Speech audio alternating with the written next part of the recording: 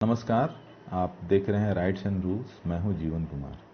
आज हम बात करेंगे सरकारी और प्राइवेट हॉस्पिटल्स में जो ट्रीटमेंट होता है, तो ट्रीटमेंट होता है या लूट है, इस पर हम थोड़ा सा बात करेंगे। लेकिन हम कोशिश करें कि किसी अस्पताल का नाम ना लें या किसी डॉक्टर का नाम ना लें। अब ये बात है 9 अप्रैल 2026 का। हमारे मित्र हैं, बहुत करीबी मित्र हैं। उनके फादर का अचानक तबीयत खराब होता है, बीपी बढ़ जाता है। तो लोग उठा करके उनको सबसे पहले तो जो शहर का जो सबसे बड़ा सरकारी अस्पताल होता है उसमें लेकर के जाते हैं।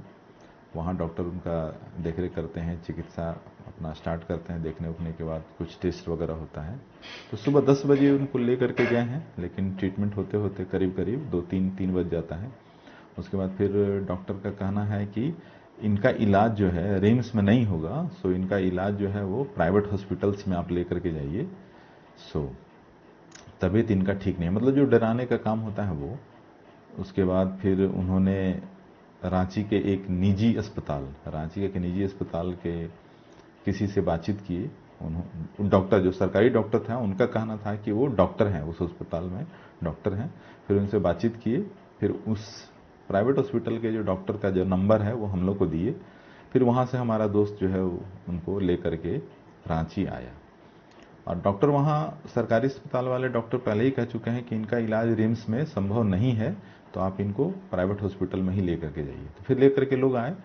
उसके बाद फिर मैं चूंकि रांची में रहता हूँ, तो रांची से मैं फिर साथ में हो गया। फिर उसके बाद फिर हम लोग साथ में उस निजी अस्पताल प्राइवेट हॉस्पिटल में हम गए। वहाँ जाने के बाद फिर वहाँ उस डॉक्टर से बातचीत की जिसका नंबर हमको दिया गया था। फिर उससे बातचीत किए तो बोले कि आप इमरजेंसी में लेकर के जाइए, मैं भी बाहर हूँ, सो मैं वहाँ पर सब कोऑर्डिनेट कर दूंगा। फिर हम लोग इमरजेंसी में लेकर के गए। और इमरजेंसी में ले जाने के बाद फिर हम लोग वेट करने लगे कि वो डॉक्टर किसी को तो हैंड ओवर करेंगे कि भाई पेशेंट आया, आप थोड़ा सा देख लीजिए। तो वहाँ किसी का कोई रिस्पॉन्स नहीं आ रहा था। तो वहाँ पे कुछ महिला डॉक्टर बैठी हुई थी। तो फिर हम वहाँ पे वेट कर रहे थे उसी डॉक्टर का कि किसी को खबर करेंगे। तो फिर वो लोग हम लोग से पूछी कि क्या बात है। तो हम लोग ऐसे से बात है, तो डॉक्टर ये इस नाम के डॉक्टर हैं, सो वो बोले हैं। तो वो डॉक्टर बोली, महिला डॉक्टर बोली कि इस नाम का यहाँ पर कोई डॉक्टर नहीं है, वो हमारे मार्केटिंग डिवीजन का है आदमी है। तो हम लोग के दिमाग में खटका कि अरे बाप रे, ये तो मार्केटिंग का है तो डॉक्टर है नहीं। तो फिर हम लोग उनसे बातचीत की, और जहाँ जो उस समय इमरजेंसी में जो महिला डॉक्टर थे उनसे बातचीत की कि इनका खर्च क्या होगा, कैसे तबीयत होगा, क्या है, कुछ कुछ बताइए, और आयुष्मान कार्ड से इनका ट्रीटमेंट होगा क्या नहीं। तो एक लाइन में बोली कि आयुष्मान कार्ड से इनका ट्रीटमेंट नहीं होगा। प्राइमरी देखने के बाद वो बोले कि इनका बीपी वगैरह बढ़ा हुआ है, ये आईसीयू में रखना पड़ेगा। सो पर डे का खर्चा करीब करीब 50,000 रुपया के आसपास आ सकता है। ठीक है, उससे बढ़ ही सकता है, घट नहीं सकता है, और करीब 5 से 6 दिन रहना पड़ेगा। तो हम लोगों ने एस्टिमेट किया कि भाई यहाँ करीब 3 से 4 लाख रुपया का खर्चा हो सकता है। ये तो अभी बोल रही हैं 50,000 पर डे, लेकिन 3 से 4 लाख रुपया यहाँ पर हो सकता है। तो फिर हम लोगों ने वहाँ से प्लान किया कि वहाँ प्राइमरी 1-2 इंजेक्शन उन्होंने वहाँ दिया जो बीपी का था, तो वो दिए। फिर उसको फिर हम लोग वहाँ से लेकर के करीब 7 बजे के आसपास हम लोग रिम्स में आए। तो रिम्स में आए तो रिम्स आप समझिए कि झारखंड का सबसे बड़ा हॉस्पिटल है, सरकारी हॉस्पिटल है, तो नेचुरली की भीड़ होगी ही। तो काफ़ी भीड़ था। उसी भीड़ में फिर हम लोगों ने ट्रीटमेंट के लिए अपना लाइन में लगा, या फिर जिस तरह से ट्रीटमेंट कराते कराते फिर हम सारा टेस्ट वेस्ट होते होते करीब करीब 11 बजे रात में डॉक्टर हम लोग को एडमिट कर दिए। तो फिर हम लोग उनको वार्ड में लेके चले गए। वार्ड में लेके चले गए, और फिर उसी के बाद फिर हम लोगों ने फिर वहाँ ट्रीटमेंट स्टार्ट हुआ।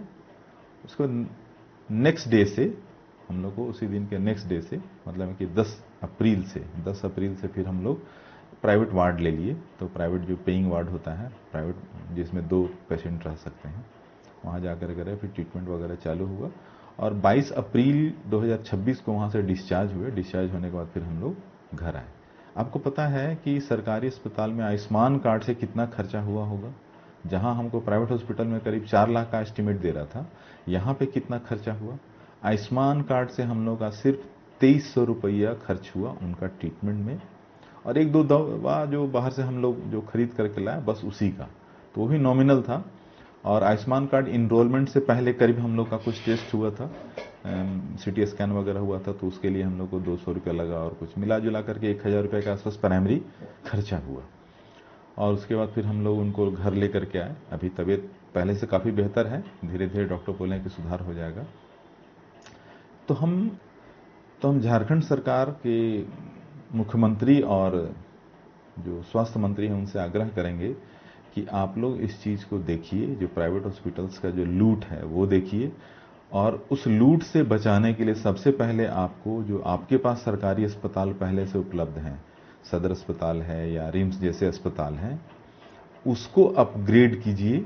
बाद में रिम्स 2 बनाइए या रिम्स 3 बनाइए, पहले इसको ठीक कीजिए, ताकि जो है ना प्राइवेट हॉस्पिटल के चंगुल से, डॉक्टर के चंगुल से जो आम जनता है वो बच सके। मैं इस वीडियो के माध्यम से आप सबसे आग्रह करता हूं कि आप जब भी डॉक्टर से मिलने जाएं या जो भी हो, तो कम से कम 2 डॉक्टर का ओपिनियन जरूर लीजिए, क्योंकि अधिकतर देखने में यही मामला आता है कि डॉक्टर जो है ना आपको जान का डर दिखा करके और आपको धमका करके कह सकते हैं। जब भी प्राइवेट हॉस्पिटल्स में ट्रीटमेंट कराएं तो कोशिश कीजिए कि उसका अच्छे से जान पड़ताल कर लें। दूसरा है कि सरकारी अस्पताल में भी जब आप इलाज कराने जा रहे हैं तो वहाँ ध्यान रखिए कि कहीं सरकारी अस्पताल के जो डॉक्टर हैं वो कहीं प्राइवेट हॉस्पिटल के एजेंट के रूप में तो काम नहीं कर रहे हैं। धन्यवाद।